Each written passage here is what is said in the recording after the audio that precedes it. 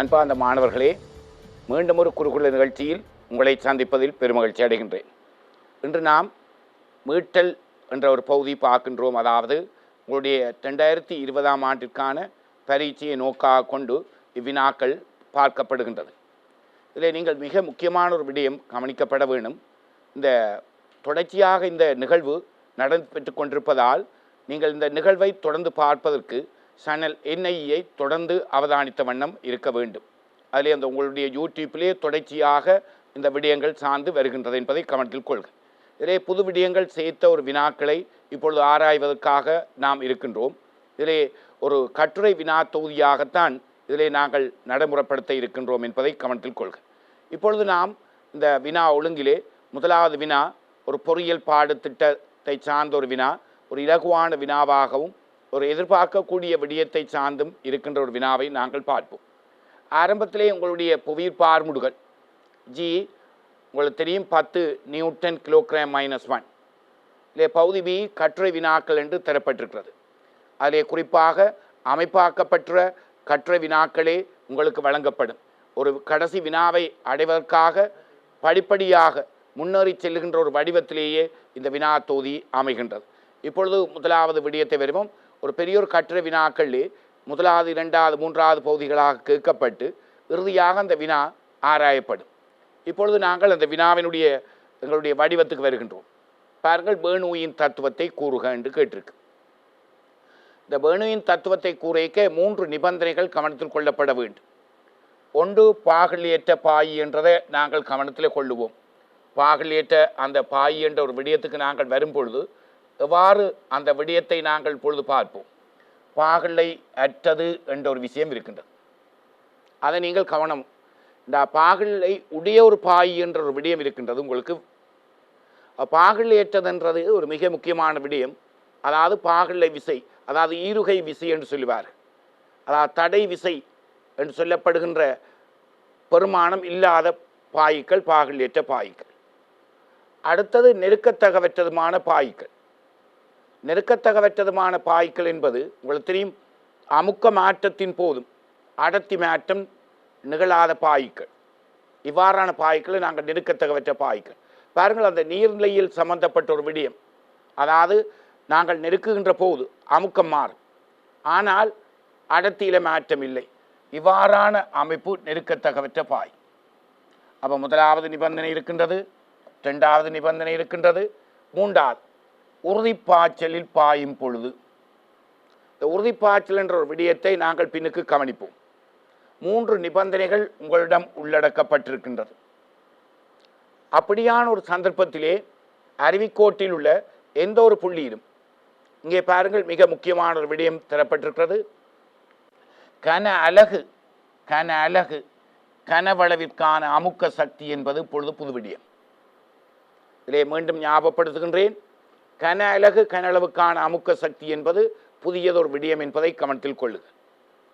அடுத்தது கன அலகிற்கான இயக்க பண்பு சக்தி. அது ஏற்கனவே நீங்கள் அறிந்த விடயமாக இருந்தாலும் இதிலே புதுசாக நாங்கள் சேர்த்த விடயம் அமுக்கம் என்று குறிப்பிடுவது இப்போ விரும்பத்தக்கதல்ல. கன அலகிற்கான அமுக்க சக்தி என்பது அங்கே கவனத்தில் கொள்ளப்பட வேண்டும். அடுத்த கன அலகிற்கான இயக்க பண்பு சக்தியினதும் கன அலகிற்கான அழுத்த பண்பு சக்தியினதும் கூட்டுத்தொகை ஒரு மாறிலி. இது அமுக்கமாக இருந்தாலும் நீங்கள் இந்த இடத்திலே பாருங்கள், கன அலகு கனவளவிற்கான அமுக்க சக்தி என்ற ஒரு கவனத்தை கொள்ளவும்.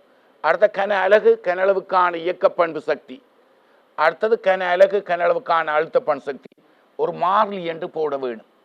நீங்கள் இதிலே மாறிலி என்று தமிழில் எழுதினால்தான் அந்த புள்ளி உங்களுக்கு வழங்கப்படும். கே என்று போட்டிருந்தால் புள்ளிகள் வழங்கப்பட மாட்டாது என்பதை கவனத்தில் கொள்க. இப்பொழுது பெர்னூயின் தத்துவத்தை மீண்டும் நிபந்தனைகளுடன் கூறுகின்றேன். பாகலியற்றதும் நெருக்கத்தகவற்றதுமான பாய் உறுதிப்பாய்ச்சலில் பாயும் பொழுது அருவிக்கோட்டில் உள்ள எந்த ஒரு புள்ளியிலும் கன அலகிற்கான அமுக்க சக்தியினதும் கன அலகிற்கான இயக்க பண்பு சக்தியினதும் கன அலகிற்கான அழுத்த பண்பு சக்தியினதும் கூட்டுத்தொகை ஒரு மாறி. எல்லாமே அமுக்கத்தை சார்ந்த விடயம். ஆகவே இந்த கேயும் ஒரு அமுக்கத்தினுடைய பரிமாணத்தை ஒத்ததாக இருக்கும். அதே போல அரை ரோவி வர்க்கம் என்று சொல்லப்படுகின்ற பெருமானமும் அமுக்கத்தை சார்ந்தது. ஏனென்றால் அமுக்கத்துடன் அமுக்கத்தை கூட்ட வேண்டும். இது ஏற்கனவே தெரியும் H-ρ-G அமுக்கம் என்பது. ஆகவே இது மொத்த அமுக்கம் என வரும். ஆகவே என்ன விடயம் சார்ந்திருக்கின்றது என்பதை பாருங்கள். ஒரு சக்தி காப்பு தத்துவம் சார்ந்த ஒரு விடயமாக இந்த பேர்னியின் தத்துவம் அமைகின்றது. நிபந்தனைகள் தெளிவாக்கப்பட்டிருக்கின்றது. மற்றது புது விடயம் ஒன்று, கன அலகிற்கான அமுக்க சக்தி என்ற ஒரு புது விடயத்தை உள்வாங்கிக் கொள்ளுங்கள். இனிமேலுக்கு கவனமாக எழுதப்பட வேண்டிய விடயம் கன அலகிற்கான அமுக்க சக்தி. அமுக்கம் என்று குறிப்பிடாதீர்கள் தயவு செய்து. ரைட், அடுத்த வினாக்களே நகர்வோம். அடுத்த வினா என்ன? தொடர்ச்சிக்கான சமன்பாடு. நாங்கள் பிள்ளையிடம் கேட்கும்போது தொடர்ச்சிக்கான சமன்பாடு என்பதிலே குழப்பம் இருக்கின்றது. இங்கே பாருங்கள், தொடர்ச்சிக்கான சமன்பாடு a1 v1 சமன் a2 v2 என்பது. பாருங்கள், இங்கேயும் நான் av சமன் மாறிலி என்று நான் குறிப்பிட்டிருக்கின்றேன் கே, ஆனால் மாறிலி என்று எழுதப்பட்டிருக்கிறது. ரைட், இதிலே கேட்கப்பட்ட கேள்வி அந்த தொடர்ச்சிக்கான சமன்பாட்டை பெறுக. ரைட், இதிலே பாருங்கள் ஒரு படம் போடப்பட்டிருக்கிறது. அதாவது உறுதியாக ஒரு பாய்கின்றது, ஒரு குழாய் கூடாக ஒரு இடத்திலே அகன்ற பகுதியாகவும் இன்னொரு இடத்திலே ஒடுக்கமான பகுதியாகவும் இருக்கின்றது. இதிலே பாருங்கள் a1 பெரிதாகவும் a2 சின்னதாகவும் இருக்கிறது. ஆகவே வேகம் மாறி வரும் என்பதை நீங்கள் கவனத்தில் கொள்க. இந்த விடயத்தை கவனத்தில் கொள்க. மிக கவனமாக பாருங்கள். பாய் உறுதியாக பாய்கிறது, உறுதிப்பாய்ச்சல் என்ற ஒரு விடயத்தை நீங்கள் கவனிக்க வேண்டும். உறுதிப்பாய்ச்சல் என்ற விடயம், அந்த உறுதிப்பாய்ச்சலின் போது இந்த ஒன்று என்று சொல்லப்படுகின்ற இந்த பகுதிக்கூடாக பாயும் கனவளவு பாய்ச்சல் வீதம். இங்கே மிக கவனம், கனவளவு பாய்ச்சல் வீதம் என்று குறிப்பிடப்பட்டிருக்கிறது. சிறியதாக பாய்ச்சல் வீதம் என்று குறிப்பிட்டால் புள்ளி வழங்க முடியாது. குறிப்பாக கனவளவு பாய்ச்சல் வீதம் என்ற அந்த விடயம் மிக முக்கியமானது. அப்போ உறுதியாக பாயும்போது ஒன்று கூடான கனவளவு பாய்ச்சல் வீதமும் இரண்டு கூடான கனவளவு பாய்ச்சல் வீதமும் சமன். இங்கேயும் கனவளவு பாய்ச்சல் வீதம் சமன். அதாவது எங்களுக்கு தெரியும் Q1 சமன் Q2 என்ற ஒரு விடயத்தை நாங்கள் இங்கே போட்டிருக்கின்றோம். இந்த Q என்றது எங்களுக்கு தெரியும் கனவளவுங்கள் நேரம் என்று சொல்லுவார்கள், இரண்டால் வீதம். அவை V1 T என்று குறிப்பிட்டிருக்கின்றோம். அப்போ இந்த V1 T என்றது கனவளவுங்கள் நேரம். அடுத்த விடயமாக V2 T2 என்று குறிப்பிட்டிருக்கிறது. இந்த உருளையினுடைய கனவளவுக்கு நாங்கள் குறிப்பிட்டிருக்கின்றோம் A1 L1 T, அடுத்ததாக A2 L2 T என்று குறிப்பிட்டிருக்கிறோம். ஆகவே தூரத்துங்கள் நேரம் வேகம் என நாங்கள் குறிப்பிடுகின்றோம். அதே போல தூரத்துங்கள் நேரம் A2 V2 என்று குறிப்பிடுகின்றோம். இதன் தொடர்ச்சிக்கான சமன்பாடு ஒரு போயிலின் விதி மாதிரி வருகின்றது. P1 V1 சமன் P2 V2. இதிலே கவனமாக குறிப்பிடப்பட வேண்டிய விதியம் கனவளவு பாய்ச்சல் வீதம். ஒன்று கூடான கனவளவு பாய்ச்சல் வீதமும் இரண்டு கூடான கனவளவு பாய்ச்சல் வீதமும் சொன்ன. ஏனென்றால் சமன்பாட்டை பெறுக என்று கேட்கப்பட்டிருக்கிறது. இதுக்கு பெயர் தொடர்ச்சிக்கான சமன்பாடு, கண்டினியூஸ் ஈக்குவேஷன். தொடர்ச்சிக்கான சமன்பாடு தெளிவாக்கப்பட்டிருக்கிறது. முடிவு A1 V1 சமன் A2 V2 என்று முடிகிறது. அதாவது குறிப்பு AV சமன் K என்ற அந்த விடயத்தை நீங்கள் இப்பொழுது தெளிவுபடுத்தி இருக்கிறீர்கள் தெளிவாக. AV சமன் K. ரைட், அடுத்த வினாக்களை போவோம். அப்போ இந்த படிப்படியாக கேட்டுக்கொண்டு போகிறார். அடுத்த வினாவை பாருங்கள். உறுதிப்பாய்ச்சல். ஏற்கனவே பேர்னியின் தத்துவத்துக்கான 3 நிபந்தனைகள் கேள்விப்பட்டு நீங்கள். ஒன்று பாகலியற்ற பாய், இரண்டாவது உறுதிப்பாய்ச்சல், மூன்றாவது நெருக்கத்தகவற்ற பாய். இதிலே குறிப்பாக ஒரு விடயம், புது விடயம் உறுதிப்பாய்ச்சல் என்ற ஒரு விடயத்துக்கு வந்திருக்கிறோம். இதிலே ஒரு விடயம், அதாவது ஒரு புள்ளியை கடக்கும், ஏதாவது ஒரு புள்ளியை கடக்கும் அந்த மூலக்கூறுகளின் கதியின் பருமனும் திசையும் யாரோட மாறக்கூடாது? நேரத்துடன் மாறாமல் இருப்பின். என்ன மாறக்கூடாது? இது அந்த வேகத்தின் பருமனும் திசையும் நேரத்துடன் மாறாமல் இருப்பின் அந்த பாய்ச்சல் உறுதிப்பாய்ச்சல் என வரையறுக்கப்படும்.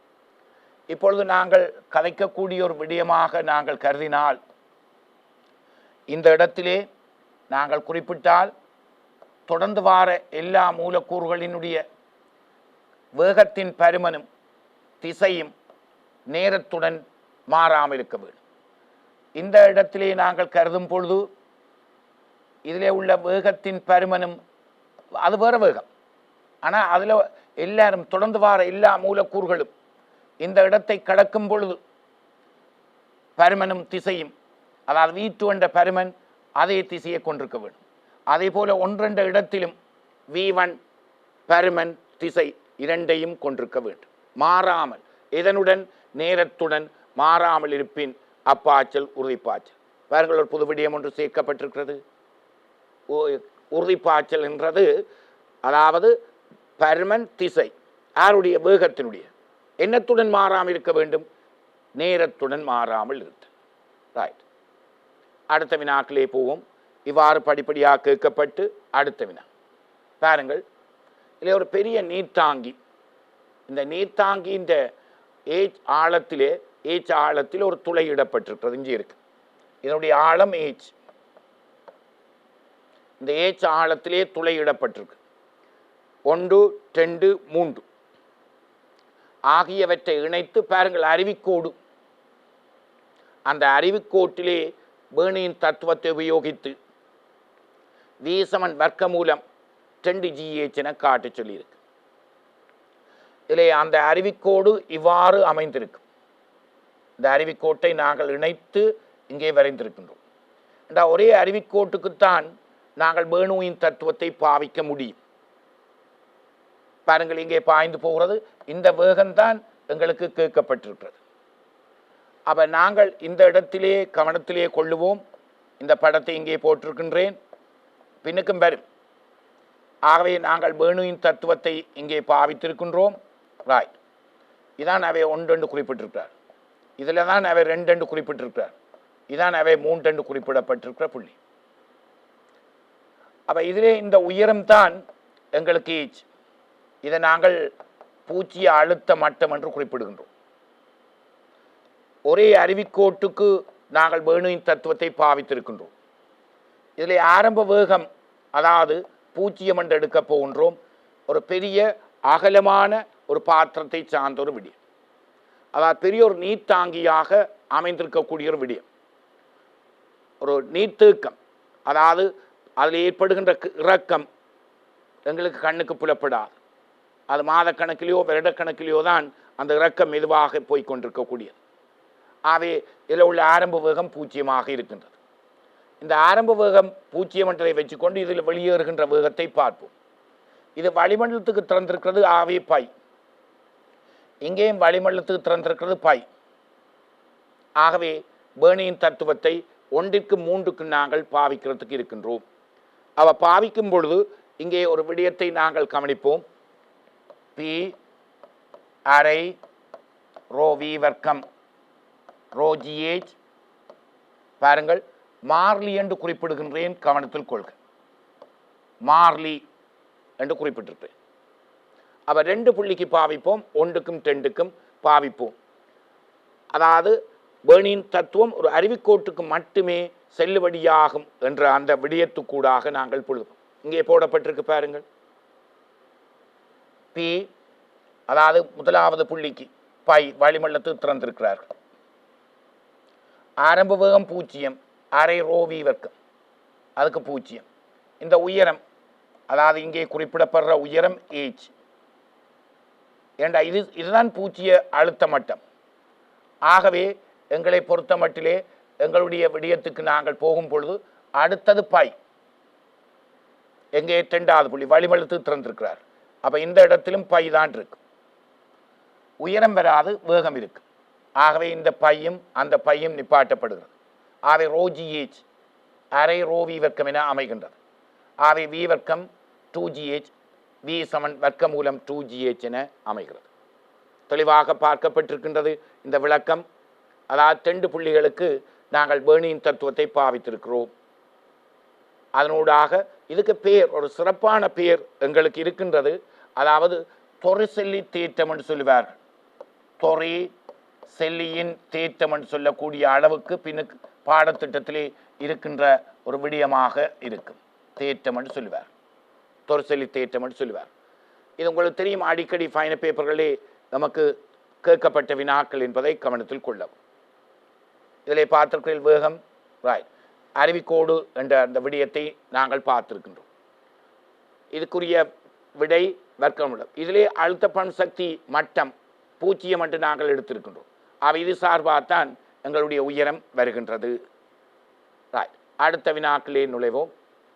ஒரு தாங்கியானது H உயரத்துக்கு நீர் நிரப்பப்பட்டுள்ளது. துளையொன்று நீர் மேற்பரப்பிலே இந்த H ஆழத்திலே இருக்கின்றது. அப்படியான துளையில இருந்து முதலாவது கேள்வி, நீர் அருவியானது நிலத்தை அடிக்கும் தூரம் எக்ஸை காண்க. அப்போ அந்த வீச்சு கேட்கிறார். அப்போ ஒரு கட்டத்திலே நாங்கள் வேகம் தெரியும் எங்களுக்கு. அந்த வேகத்தையும் எறியத்துக்குரிய சில பண்புகளையும் பயன்படுத்தி நாங்கள் இந்த வீச்சு எக்ஸை காணுவதற்கு முயற்சிப்போம். அதாவது நிலத்தை அடிக்கின்ற அந்த தூரத்தை இப்பொழுது பார்ப்போம். ரைட், இந்த படத்தை பார்த்தீர்கள். அவர்கள் கேட்ட கேள்வி எக்ஸ், இதுதான் அவர்கள் கேட்ட அந்த வீச்சு, அல்ல ரேஞ்ச் என்று சொல்லுவார்கள். இதில் உள்ள வேகம் எங்களுக்கு தெரியும் வி. இந்த உயரம் அவர்கள் சொல்லியிருக்கிறார்கள் H. அடுத்ததாக குறிப்பிடப்பட்டிருக்கு H. மிகவும் அகலமான ஒரு நீர்த்தாங்கி, நீர்த்தேக்கம். இது ஒரு நீர்த்தேக்கம். ஆகவே ஆரம்ப வேகம் புறக்கணிக்கத்தக்கது. இந்த வேகம் எங்களுக்கு தெரியும் வர்க்கமூலம் 2gh. ஏற்கனவே கண்டிருக்கின்றோம் பேர்னின் தத்துவத்தை பயன்படுத்தி. அப்ப கிடையாக பாயும் பொழுது ஆரம்ப எல்லை குத்து வேகம் 0. ஆரம்ப எல்லை குத்து வேகம் 0. இந்த உயரம் எங்களுக்கு தெரியும் h மைனஸ் h. எல்லாம் தெளிவாக்கப்பட்டிருக்கிறது. மொத்த உயரம் H, பெரியோர் நீர்த்தேக்கம், ஆரம்ப வேகம் அதாவது நீர் இறங்குற மட்டம் குறைஞ்சது 0 இருக்கும். இது h. கிடை வேகம் தெரியும். அப்ப கிடையாக எறியப்படும் போது அந்த நீர் அருவி நிலைக்குத்து ஆரம்ப வேகம் 0. ஆனால் இங்கே அந்த வேகம் வரும். பாருங்கள், ஒரு நீர் அருவி போய் படுகிறது, அந்த வீச்சு கேட்கப்பட்டிருக்கிறது. அப்ப நாங்கள் ஏற்கனவே இந்த வேகத்துக்கான கோவை V சமன் வர்க்கமூலம் 2gh என பெற்றிருக்கின்றோம். அதிலிருந்து இந்த வினாவை இப்பொழுது ஆரம்பித்திருக்கிறோம். அவை நிலைக்குத்தாக இந்த தூரம் தெரிகிறது. நிலைக்குத்தாக நாங்கள் S சமன் ut பிளஸ் அரியேற்றி வர்க்கம் என்ற அந்த சமன்பாட்டை பாவிக்கின்றோம். அதிலே நிலைக்குத்தாக ஆரம்ப வேகம் 0 என்பதை கவனிக்குது. என்றால் கிடையாக பாயும் பொழுது நிலைக்குத்து ஆரம்ப வேகம் 0. அவை இந்த உயரம் h மைனஸ் h என்றால் மொத்த உயரம் உங்களுக்கு தெரியும் H. அவை இந்த உயரம் h என்று தெரியும். அவை மிகுதி பகுதி. நிலைக்குத்து வேகம் 0. அரை இது ஒரு எறிய பாதை, எறியம் என்ற ஒரு விடயத்தை நீங்கள் கவனிங்கள். ஆகவே இது 0. இந்த 2 இங்கே போகின்றது. அந்த g வந்து வர்க்கமூலம் போட்டது காரணம் t என்ற இது t வர்க்கத்தில் இருக்கின்றது. ரைட், நாங்கள் கிடையாக S சமன் VT பாவிச்சிருக்கிறோம். எறியத்துக்கு கிடையாக புவியீர்ப்பு ஆர்முடுகள் இல்லை, நிலைக்குத்தாகத்தான் புவியீர்ப்பு ஆர்முடுகள் உள்ளது. ஆகவே S சமன் VT பாவித்தால் போதும். ஏனென்றால் இந்த வாய்ப்பாட்டை பாவிக்கும் பொழுது ஆர்முடுகளுக்கு 0 வரும் கிடையாக பாவிக்கும் பொழுது. ஆகவே ஏற்கனவே காண்ட விடயம் தான் எங்களுக்கு தெரியும் வேகத்துக்கான விடயம் V சமன் வர்க்கமூலம் 2gh. இப்பொழுது இங்கே காணப்பட்டிருக்கின்றது இந்த பெருமானம். ரெண்டையும் சேர்த்து நாங்கள் இப்பொழுது ரேஞ்ச் வீச்சு என்ற ஒரு விடயத்துக்கு வந்திருக்கின்றோம். எக்ஸ் தெளிவாக்கப்பட்டிருக்கா பாருங்கள். அவை ஏற்கனவே வேகம் கண்டு அந்த வேகம் இங்கே போடப்பட்டிருக்கிறது. நிலைக்குத்தாக எறியத்திலே பாவித்து நேரம் கண்டிருக்கிறோம். அப்போ எறியத்திலே இருக்கின்ற ஒரு பண்பு நேரம் காணும் பொழுது நீங்கள் நிலைக்குத்தாக பாவிக்க வேணும் என்ற ஒரு எண்ணக்கருவை நீங்கள் கவனித்து கொள்ள வேண்டும். ரைட், அடுத்ததில் இன்னொரு வினா அந்த கேள்வியிலே கேட்கப்பட்டிருக்கிறது. பாருங்கள் இந்த விடயத்திலே. ரைட், இதே வீச்சில் மீண்டும் நீர் அருவி நிலத்தை அடிக்க வேண்டுமெனின் துளையை நீர் மேற்பரப்பிலிருந்து என்ன ஆழத்தில் ஏற்படுத்த வேண்டும்?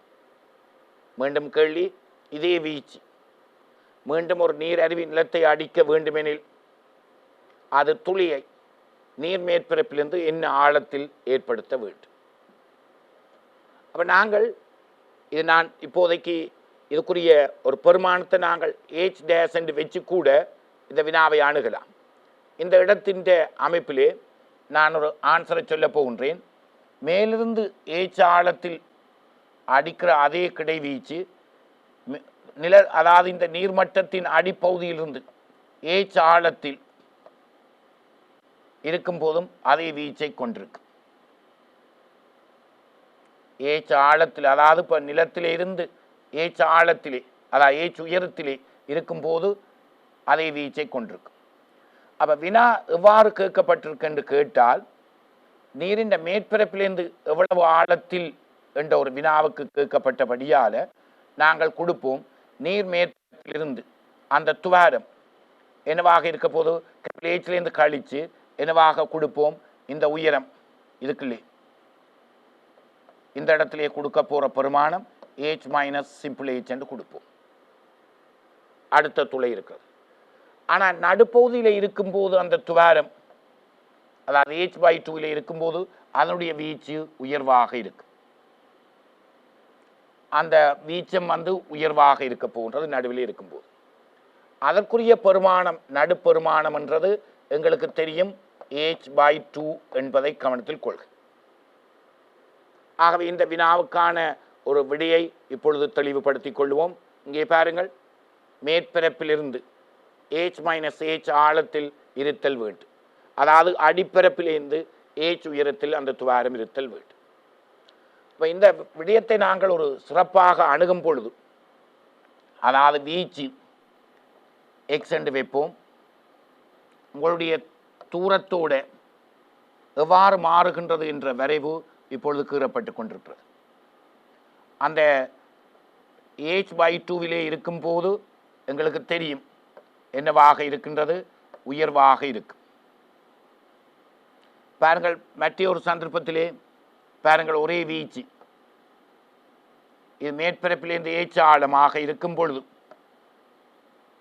அடியிலிருந்து ஏச்ச ஆழத்தை கொண்டிருக்கின்றது, தெளிவுபடுத்தப்பட்டிருக்கிறது. பாருங்கள், ஒரு பரவளைவு பாதை மாதிரியான ஒரு வடிவத்திலே வருகிறது. இது நாங்கள் ஓட்ட மின்னியலே அந்த சமவெளுத்தடை, அதாவது வட்டத்தடத்துடைய சமவெளுத்தடை கவிகளுக்கு இடைப்பட்ட தூரத்துடன் மாறும் வரைவை ஒத்ததாக இருக்கின்றது. ஆகவே ரெண்டு இடத்திலே உங்களுக்கான பெருமானம் ஒரே வீச்சை கொண்டிருக்கிறது. மேலிருந்து H, கீழிருந்து H, நடுப்பகுதியிலே வீச்சம் உயர்வாக இருக்கு. கவனித்தீர்கள்? ரைட். இதனுடைய விடயங்கள் தெளிவுபடுத்தப்பட்டிருக்கிறது.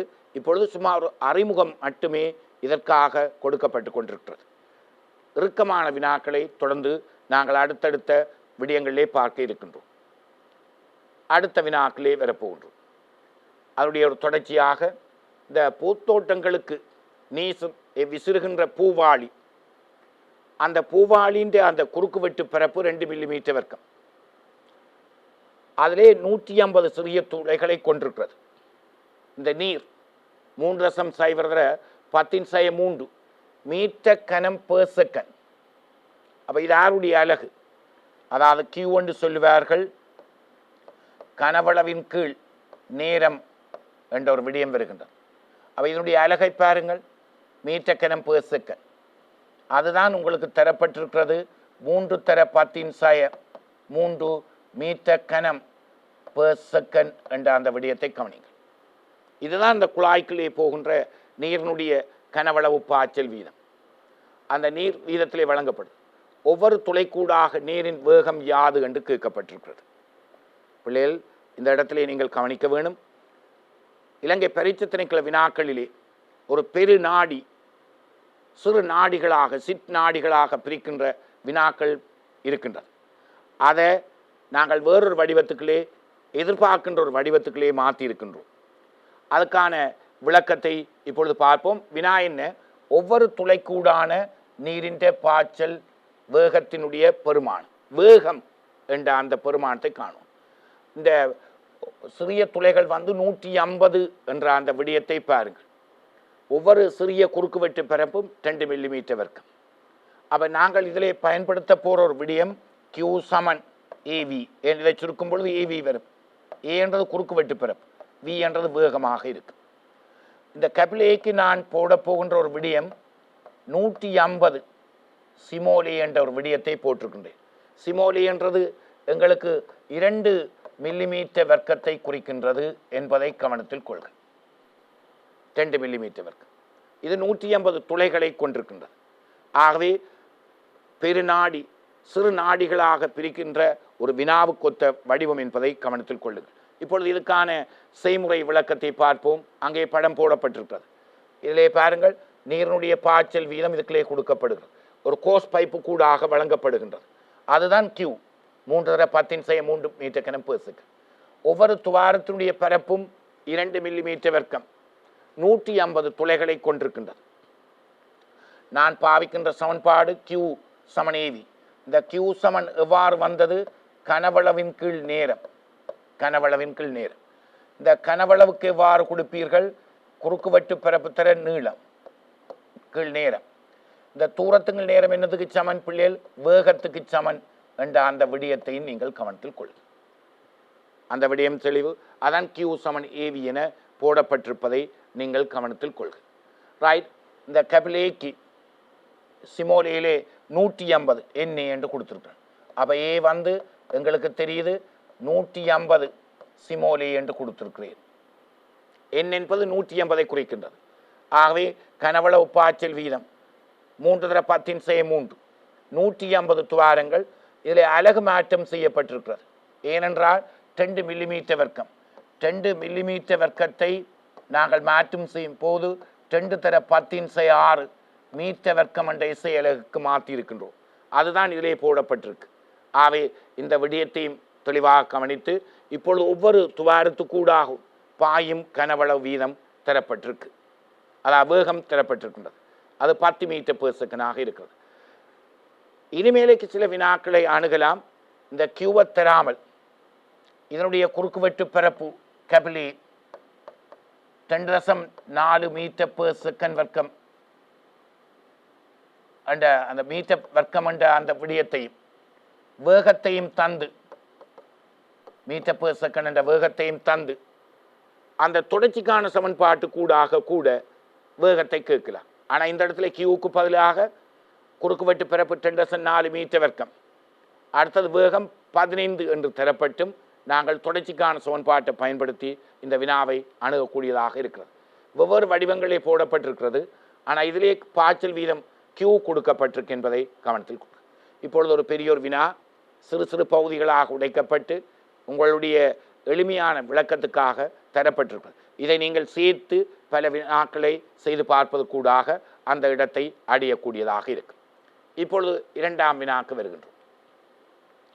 அப்போ நாங்கள் கொஞ்சம் எதிர்பார்க்கின்றோம் எவ்வாறு கடந்த காலம், அதாவது 19ஆம் ஆண்டு வினா பகுதியிலே அமைப்பு கற்ற வினாவிலே ஒளியியல் சம்பந்தமாக வந்தது. ஆகவே இந்த முறை கட்டுரை வினாக்களிலே ஒளியியல் சம்பந்தமாக வரும் என்பது எங்களுடைய ஒரு எதிர்பார்ப்பு.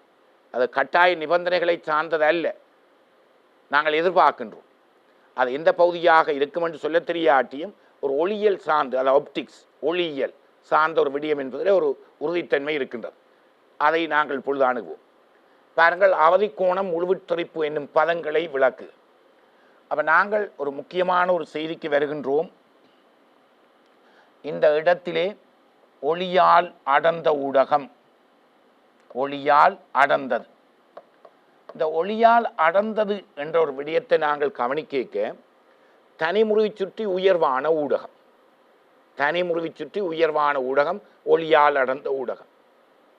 அப்போ இந்த ஒளியால் அடர்ந்த ஊடகம் மேலே ஐதான ஒளியால் ஐதான ஊடகம், ஐதான ஊடகம். இது விளக்கத்துக்குரிய அமைப்பு. அப்போ நாங்கள் ஒரு புள்ளி முதலை எடுத்திருக்கின்றோம். அந்த முதல்ல இருந்து பாருங்கள் ஒரு கதிர் போகுது. அப்போ பி. இதிலே பாருங்கள் என்ன முடிவுக்கு வரலாம்? படுகோணம் 0, ஆகவே முறிகோணமும் 0. பார்த்தீங்களே, செங்குத்தாகப்படுகிறது.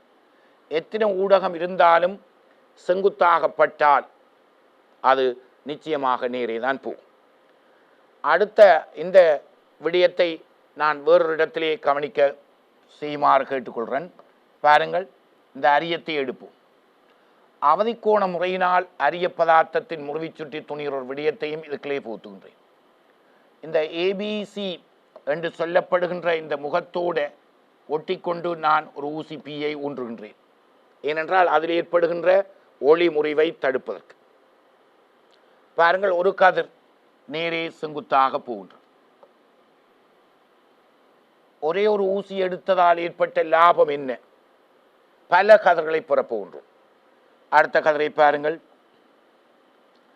இந்த இடத்திலே இந்த படுகோணம் அவதி கோணத்தை விட சின்ன. ஆகவே இந்த 90 முறிகின்றது. இந்த முறிகோணம் படுகோணத்தை விட உயர்வாக இருக்கு. அதே வேளையில் ஒரு 10% நிச்சயமாக முழுவித்திரைப்படை, அதாவது திருப்பு விதிக்கமைய திரைப்படை, முழுவித்திரைப்ப அல்ல, திருப்பு விதிக்கமை.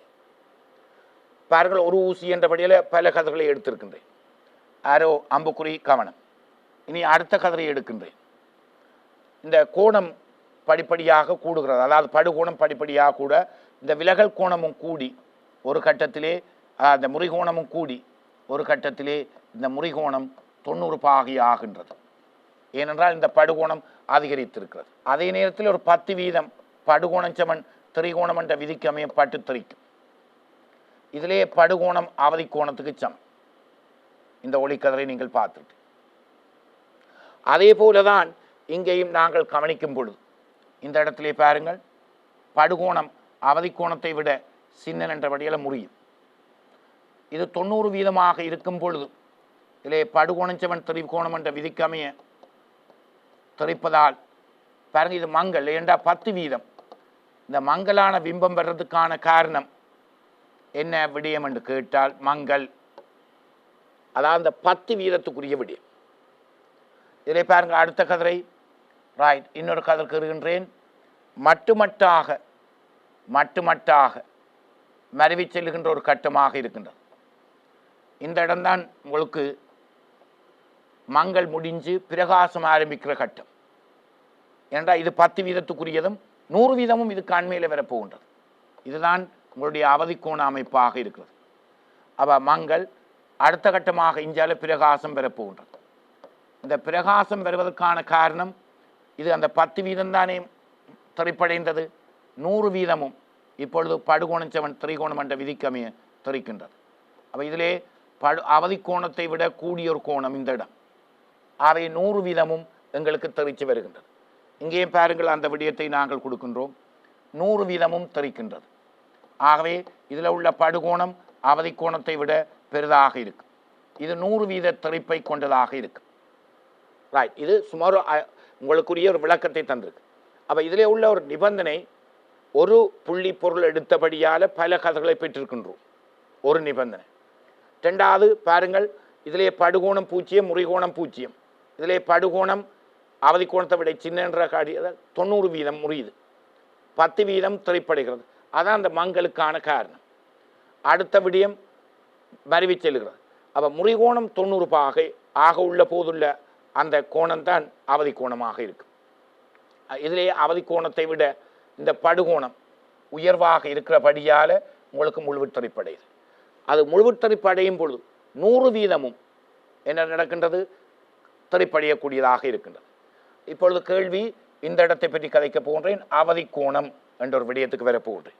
இங்கே பாருங்கள், ராய் அவதி கோணம் என்றால் என்ன? நிபந்தனை சொல்லப்படவும், ஒளியால் அடர்ந்த ஊடகத்தில் இருந்து ஒளியால் ஐதான ஊடகத்துக்கண்டு கட்டாயம் சொல்லப்பட வேண்டும். ஒளியால் அடர்ந்த ஊடகத்திலிருந்து ஒளியால் ஐதான ஊடகத்துக்கு ஒளிக்க செல்லும் போது முறிகோணம் 90 பாகையாக உள்ள போதுள்ள முறிகோணம் 90 பாகையாக உள்ள போதுள்ள படுகோணம், முறிகோணம் 90 பாகையாக உள்ள போதுள்ள படுகோணம் அவதி கோணம் என வரையறுக்கப்படும். அவன் நிபந்தனை குறிப்பிடப்பட வேண்டும். ஒளியால் அடர்ந்த ஊடகத்திலிருந்து ஒளியால் ஐதான ஊடகத்துக்கு செல்ல வேண்டும். ரெண்டாவது, முறிகோணம் 90 பாகையாக உள்ள போதுள்ள படுகோணம் அவதி கோணம் என நாங்கள் வரையறுப்போம். அப்போ நிபந்தனைகளுக்கு உட்படுத்திய ஒரு விடயமாக இந்த இடத்திலே பார்த்திருக்கு. எழுஞ்சி பாருங்கள், முறிகோணம் 90 அப்போதுள்ள படுகோணம். அடுத்தது முழுவித்தறிப்பு என்ற ஒரு விடயம். அது வெவ்வேறு மொழி நடைகளில் கேட்பார்கள். ஏனென்றால் ஒரே விடயம் கேட்க வேண்டிய விடயத்தை வேறு தமிழ்களிலே பிரித்து கேட்பார்கள். ஆனால் முழுவுத்தறி என்னும் பதத்தை விளக்குகின்றது அதுக்குரிய நிபந்தனை என்பதை கவனத்தில் கொள்ள வேண்டும். அப்போ முழுவுத்தரிப்பு நடைபெறும் பொழுது இந்த படுகதிர் ஒளியால் அடர்ந்த ஊடகத்தில் இருத்தல் வேண்டும். அதாவது முழுவுத்தரிப்பு நடைபெறுவதற்கான முதலாவது நிபந்தனை, அதாவது ஒளியில் அடர்ந்த ஊடகத்துக்கு படுகதிர் இருத்தல் வேண்டும். இரண்டாவது நிபந்தனை, படுகோணம் அவதி கோணத்தை விட பெரிதாக இருக்க வேண்டும். விளந்தான்? ஏனென்றால் அதை வேறு தமிழில் கேட்டதுக்காக நீங்கள் குழம்ப தேவையில்லை. ஏனென்றால் முழுவத்தரிப்பு நடைபெறுவதற்கான நிபந்தனைகள் என்று கேட்டிருப்பார்கள் வேறு வேறு பேப்பர்களில். ஆகவே முதலாவது நிபந்தனை படுகோணம் அவதி கோணத்தை விட பெரிதாக இருக்கிறது, இரண்டாவது நிபந்தனையாக இருக்கும். அடுத்த விடயம் படுகதிர் ஒளியியல் அடர்த்தி கூடிய, ஒளியியல் அடர்த்தி என்று இங்கே குறிப்பிட்டாலும் ஒளியியல் அடர்த்தி என்று எழுதுவது விரும்பத்தக்கது. ஒளியியல் அடர்த்தி கூடிய ஊடகத்தினுள் இருத்தல் வேண்டும். படுகதிர் என்ற ஒரு விடயம் கவனம். அடுத்த படுகோணம் அவதி கோணமாக சியை விட பெரிதாக இருத்தல் வேண்டும். இதான் இரண்டாவது நிபந்தனை. இதுக்கு என்ன பெயர்? முழுவத்தரிப்பு நடைபெறுவதற்கான நிபந்தனைகள். ரைட். அடுத்த ஒரு வினாவுக்களே இப்பொழுது போவோம். அரியமொன்றின் ஒரு முகத்தில் மருவிப்படும் ஒளிக்கதிர் என்ற அவதி கோணம் கேட்கப்பட்டிருக்கிறது. மற்ற முகத்தில் மருவி வெளியேறுது என்று அவையே தந்திட்டம். இந்த முறை ஒரு சின்ன விடயமாக கேட்கப்பட்டிருக்கு. அப்பொழுது அரிய கோணம், இதில் ஏ என்பது அரிய கோணத்தை குறிக்கின்றது, இங்கே குறிப்பிட்டிருக்கிறார். சி என்பது அரிய பதார்த்தத்தின் அவதி கோணம். சில நிபந்தனைகள் எங்களிடம் தரப்படும், இதிலே அவ்வாறு நிபந்தனைகள் குறிப்பிடப்படவில்லை. இந்த அரிய கோணமே மருவிப்படுகிறது, அதே போல மருவி வெளியேறுகிறது. ஆகவே ஒளி புறமாற்றும் இயல்புடையது. இந்த இடத்திலே இது சி, ஏன் ஒளி புறமாற்றும் இயல்புடையது. ஆனால் இவ்வாறு போனாலும் பாருங்கள், இது சியாக இருக்கு. அடுத்தது மருவி வெளியேறபடியால் அவதி கோணம் என்ற அந்த கருத்துப்பட சியாக இருக்கு. ஏற்கனவே நாங்கள் குறிப்பிட்டிருக்கின்றோம், இது ஏ வட்ட நாட்பக்கல் என்ற ஒரு அமைப்பின்படி, வட்ட நாட்பக்கல் என்ற அமைப்பின்படி ஏ வந்து உங்களுக்கு தெரியும் கேத்திர கணித ஒளியியல். அப்போ கேத்திர கணிதத்துக்குரிய அடிப்படை விடயங்கள் தெளிவாக பயன்படுத்தக்கூடியதாக இருக்கு. இது எங்களுக்கு தெரியும், கூட்டினால் 2C. ஏன் இது அந்த அவதி கோணம் முறிகோணம் 90 பாகையாக உள்ள போதுள்ள படுகோணம் அவதி கோணம். ஒளி புறமாற்றும் இயல்புடையது. அப்போ முறிகோணம் 90 பாகையாக உள்ள போதுள்ள படுகோணம் அவதி கோணமாகும். இந்த விடயத்தை இப்பொழுது இங்கே பாருங்கள் சொல்லப்படும். A = 2C. இது முறிகோணம் என்ற அந்த விடயம் R வந்து 90, ஒளி புறமாற்றும் இயல்புடையது. ஆகவே இதுவும் எங்களுக்கு 90 பாகையாக அமையும். ஆகவே இது அவதி கோணம். பாருங்க, அவதி கோணம் இந்த பக்கம் இருக்கிறது, ஒளியில் அடர்த்தி கூடிய பக்கம் இருக்கின்றது. இந்த அரிய பதார்த்தத்தின் முறிவு சுற்றி என்ன? அதோடு மட்டுமல்ல, இதில் பாருங்கள் sin C 1/n என்பது மிக முக்கியமான ஒரு செய்தி. ஏனென்றால் உங்களுக்குரிய ஒரு விடயமாக நீங்கள் கருதி கொள்ளலாம். இந்த அவதி கோணத்திலே இது R வந்து 90 பாகை, இது வழி என்று எடுப்போம். அவை முறிவு சுற்றி உண்டு, இது ஊடகம் என்று எடுப்போம். ஏன்? அவைதான் அவதி கோணம். அப்போ இந்த இடத்துல நாங்கள் குறிப்பிட முடியும், எக்ஸ் என்ற புள்ளியிலே சினலின் விதி, ஒளி முறிவிதில் வார சினலின் விதியை பாவிக்கும் பொழுது என்ன வரப்போன்றது? ஏன் sin C 1 ஏன் வழி sin 90. ஆகவே ஒரு முடிவு இது உண்டு, அதுவும் உண்டு.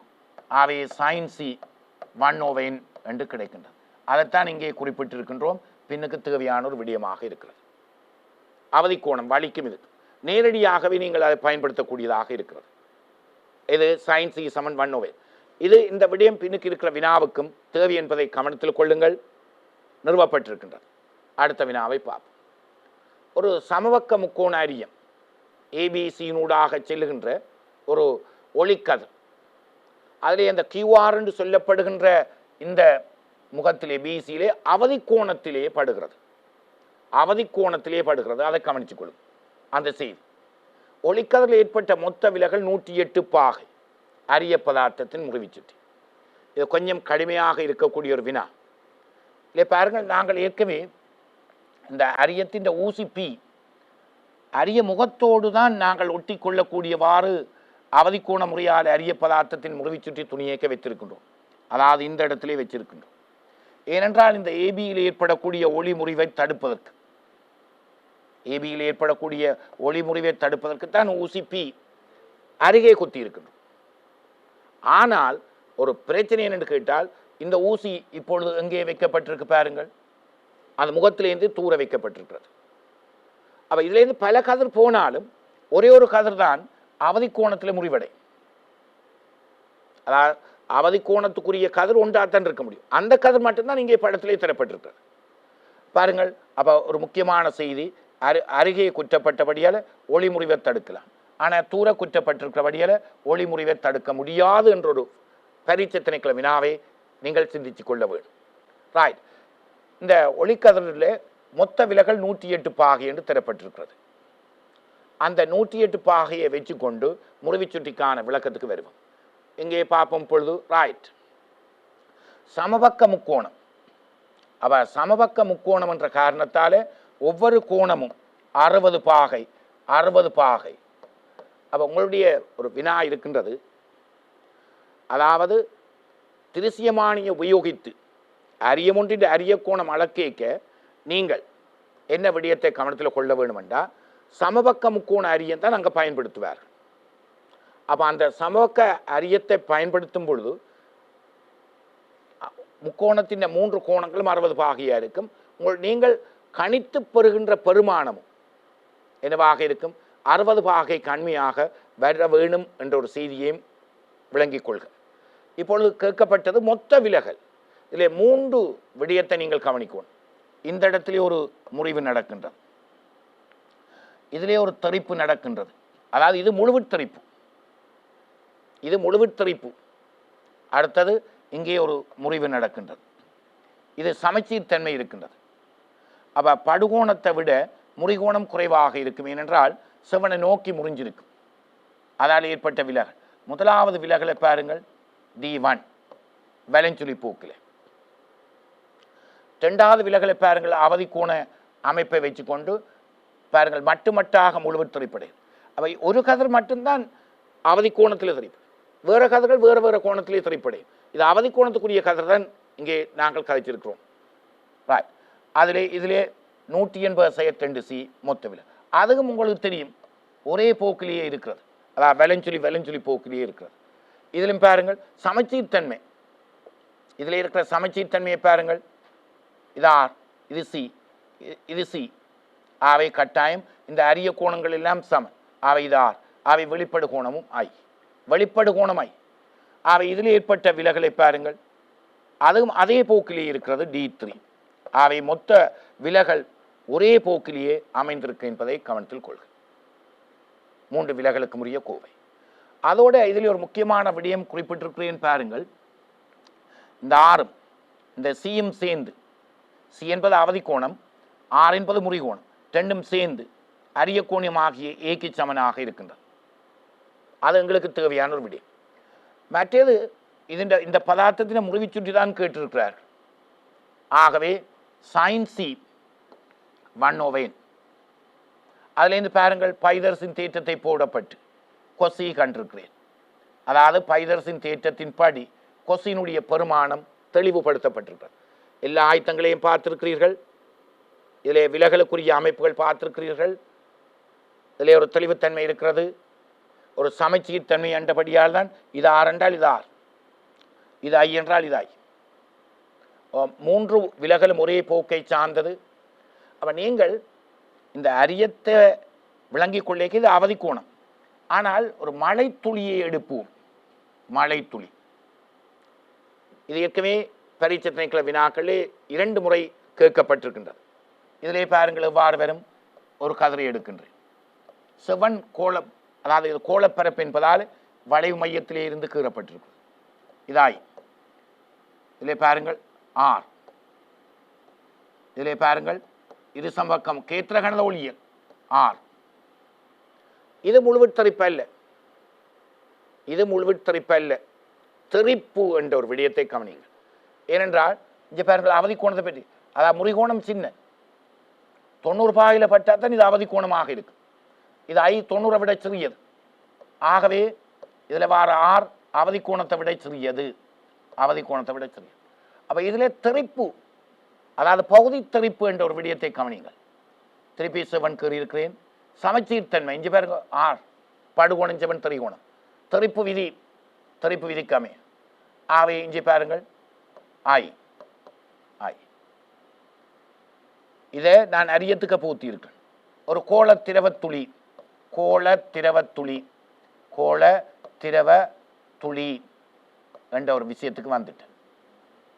அப்ப இந்த வினாவினுடைய வடிவத்தையும் இதையும் பாருங்கள். அப்ப இதில் ஏற்பட்ட விலகலும் அதே மாதிரி தான் ஐ மைனஸ் ஆர்.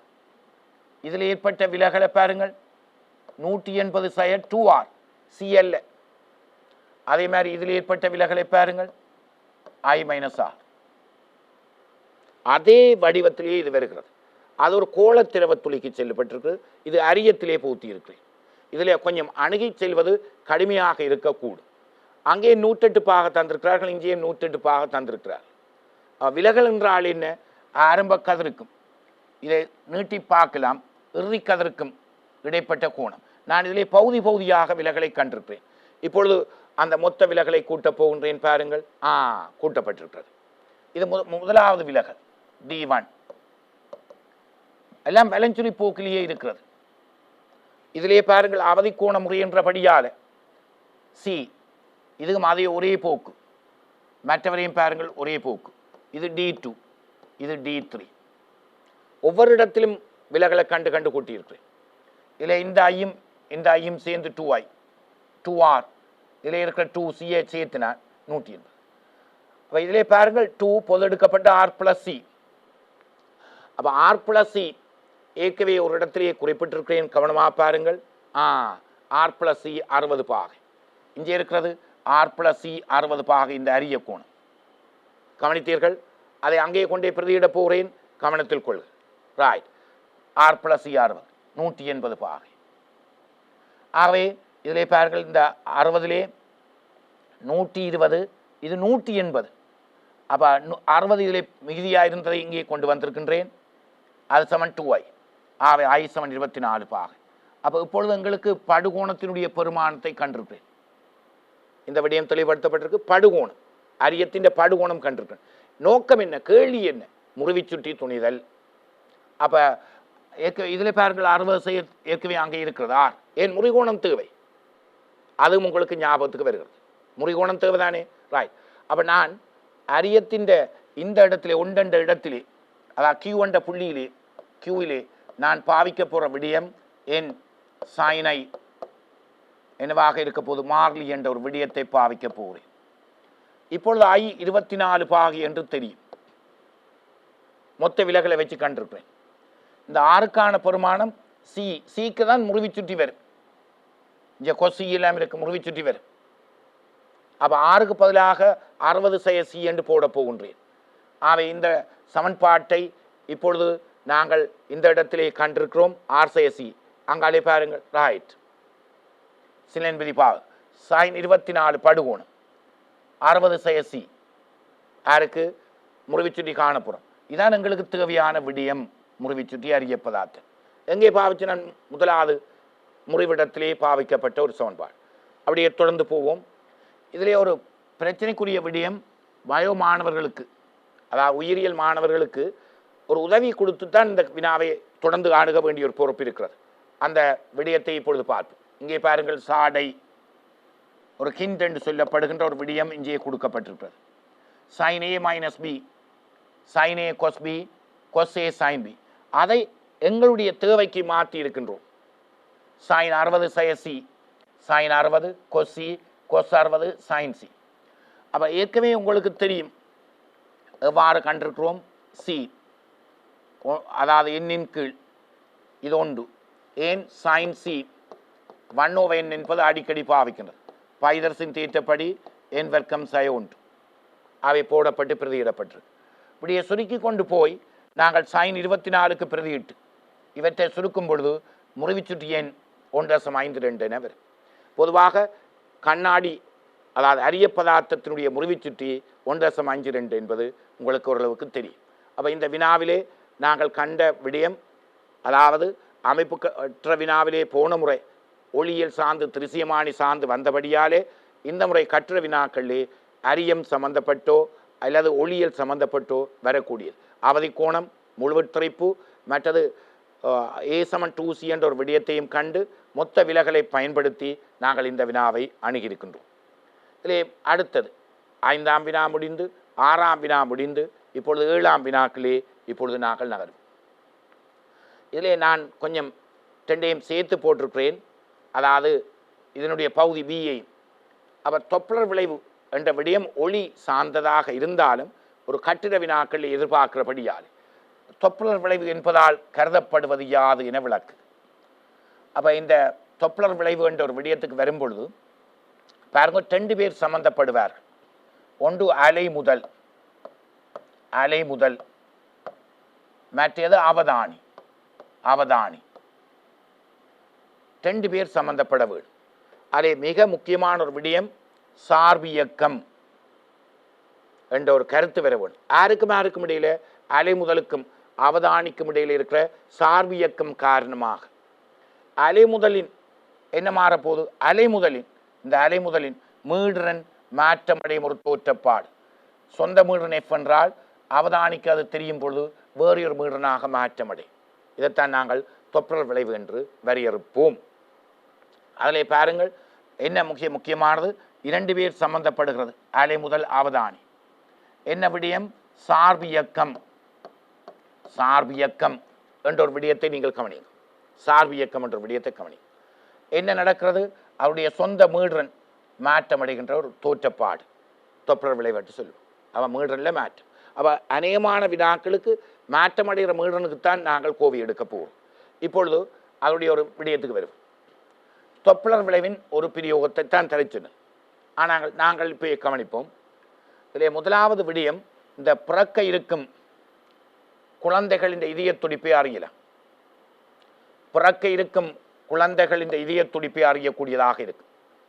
இதிலே களியொலி பயன்படுத்தப்படுது. களியொலி பயன்படுத்தப்படுகிறது. அடுத்த குருதி அயன்களின் கதியை நாங்கள் துணியக்கூடியதாக இருக்கு. அப்ப இதிலும் களியொலி பயன்படுத்தப்படும். குருதி அயன்களின் இது மருத்துவ ரீதியாக சார்ந்தது. குருதி அயன்கள் அந்த கதி போற வேகம் ஏற்கனவே இது ஒரு வினாவிலே கேட்கப்பட்டிருக்கிறது. அடுத்தது சூரியனின் சுழற்சி கதியை அறியலாம். அப்ப இதுல மின்காந்தலை. அப்ப தொப்பலர் விளைவு எல்லா அலைக்கும் பொருந்திக்கொள்ளும். தனிய சத்தத்துக்கு மட்டுமல்ல, எந்த அலைக்கும் தொப்பலர் விளைவு செல்லுபடியா. இங்கே பாருங்கள், சூரியனின் சுழற்சி கதியை அறியலாம். அப்ப சூரியன் சுழற்சி கதியை அறியும் போது மின்காந்தலை, இதுக்கானது மின்காந்தலை இதுவும் மின்காந்தலை. இது நட்சத்திரங்களின் இயக்க கதியை அறியலாம். சில கோள்கள் அவற்றுடைய கதிகளை அறியலாம். சில செய்மதிகள் அவற்றுடைய கதியை அறியலாம். அவற்றுடைய சமிக்கைகளை வைத்துக்கொண்டு அது விலத்தி செல்கிறதா நோக்கி வருகின்றதா என்பதை அறியக்கூடியதாக இருக்கிறது. இன்று எத்தனையோ செய்மதிகள் நாசா இடத்திலிருந்து சமிக்கைகளை பெற்றுக்கொண்டாலும் அவை விலத்தி சென்ற வண்ணம் இருப்பதை அறியக்கூடியதாக இருக்கின்றது. நட்சத்திரங்களின் கதி அறியலாம். 5வது கப்பல்கள் விமானங்களின் கதி அறியலாம். உங்களுக்கு தெரியும், இன்றைய போக்குவரத்திலே கப்பல்கள் விமானங்களுடைய விடயங்களிலே பெரிய ஒரு முக்கியத்துவம் வாய்ந்த ஒரு விடயமாக இருக்கிறது. அந்த வாகனங்களிலே போலீஸ் வாகனங்களிலே சைரனாக பயன்படுத்தப்படுகிறது. அதாவது தொப்பலர் விளைவின் பிரயோகங்களாக நாங்கள் கவனத்தில் கொள்ளுகின்றோம். இதிலே மேலும் ஒரு விடயத்தை நாங்கள் அவதானிக்கிறதுக்கு பார்க்கும் பொழுது இந்த விடயத்திலே பாருங்கள் ஒரு கேள்வி ஒன்று போடப்பட்டிருக்கு. இந்த S1 S2 என்றது இது நிலையான ஒலி முதல்களாகும். அவற்றின் மீடுரன்கள் 320 ஹெர்ட்ஸ் 324 ஹெர்ட்ஸ். இவை ஒன்றிலிருந்து ஒன்று மிகப்பெரிய தூரத்திலே வேறுபடுத்தப்பட்டிருக்கிறது. S1 S2 இணைக்கும் கோட் நோக்குனர் ஒருவர் S1 நோக்கி என்ன வேகத்துடன் நடந்தால் அடிப்புகளை கேட்க மாட்டார் என்ற ஒரு விஷயத்துக்கு நாங்கள் வருகின்றோம். இதை நாங்கள் இந்த வினாவை இன்னும் ஒரு வகுப்பிலே உங்களுடன் பகிர்ந்து கொள்ளுவோம். இந்த விடயங்களை நீங்கள் நன்கு திட்டமிட்டு அவதானித்திருக்கின்றீர்கள். அதாவது இதிலே வருகின்ற எதிர்பார்க்கின்ற அதாவது 2020 ஆண்டுக்கான வினாக்களுக்குரிய எதிர்பார்க்க வினாக்களாக பொதுவாக செய்து கொண்டிருக்கின்றோம். இத்துடன் இந்த நிகழ்வு நிறைவுற்று அடுத்த மீண்டும் ஒரு நிகழ்விலே உங்களை சந்திக்கும் வரை விடைபெற்றுக் கொள்கின்றோம். இதிலே குறிப்பாக ஒரு முக்கியமான விடயம், நீங்கள் இதனை சேனல் என்ஐஇ புரோகிராம்களே தொடர்ச்சியாக அவதானிக்குமாறு கேட்டுக்கொள்கின்றோம். நன்றி, வணக்கம்.